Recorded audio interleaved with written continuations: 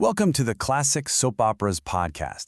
Today, we're diving into a show that did so much more than just entertain. It really defined a generation of television. For over 50 years, it's been a daily ritual in millions of homes, a cultural touchstone of romance, rivalry, and oh so much drama. This is the story of how The Young and the Restless became an empire. So to really get what this show is all about, you've got to start with the man behind it, William J. Bell. See, back in the early 1970s, Bell looked around at a nation going through some serious turmoil, and he felt like daytime TV was just stuck in the past. So he had a mission: create a soap that wasn't afraid to get into the complex, messy world that young people were actually living in. So the big question is, how on earth did a daytime drama, born from this idea of lost innocence, grow into one of the most powerful and dominant shows in television history? Well, the answer starts with a revolution. Okay, so right from the jump, The Young and the Restless, or Y&R as we all know and love it, was built to be different.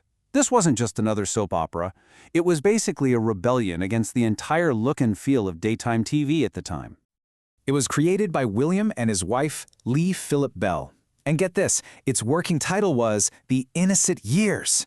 Talk about a bit of irony, right? It hit the airwaves in 1973 as a half-hour show aimed directly at a younger crowd, and, well, it worked. By 1980, it was so popular it blew up to a full hour-long show. But here's the thing. The show's biggest innovation was its look. I mean, this was a huge deal. While other soaps felt like you were watching a play, super bright, flat lighting, Y&R looked like a movie. It used moody, emotional, shadowy lighting and camera angles straight out of Hollywood. It just gave the stories this intimacy and depth that daytime had never seen before. But it wasn't just about looking good. Oh no. The show was pushing all sorts of buttons with its storylines, too. We're talking about the first ever mastectomy on a soap opera. It got into taboo subjects like sexuality, alcoholism, and even tackled incredibly difficult plots involving assault. It felt raw, it felt real, and it absolutely got people talking. So as Y&R rolled into the 1980s, bam, a crisis hits. Expanding to an hour meant a lot of the original actors left, which forced the show to pretty much reboot itself with a whole new set of families. And you know what? This crisis ended up leading to the creation of its most iconic characters ever. And what held the show together during all this chaos? Well, it was one of the most epic feuds in TV history. Jill Abbott versus Katherine Chancellor. For 4 decades, these two went at it over everything from stolen husbands to swapped babies. Their rivalry became the longest running in American soap history, and it was the glue that held the show together when everything else was changing. But the single biggest game changer for the show came from a character who, well, he wasn't even supposed to be there for long. He was just a short-term villain brought in to stir up some trouble for a few weeks and then get killed off. His name? Victor Newman. And this is just the magic of perfect casting.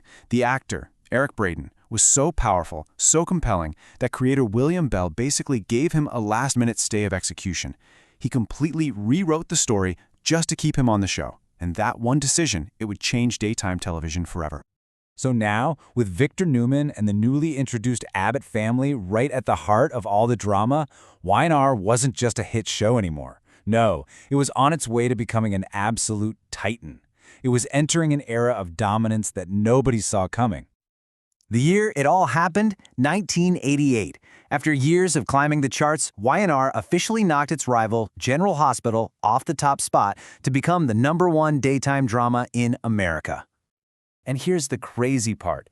It didn't just get to #1, it stayed there for over 1,300 consecutive weeks. Let that sink in.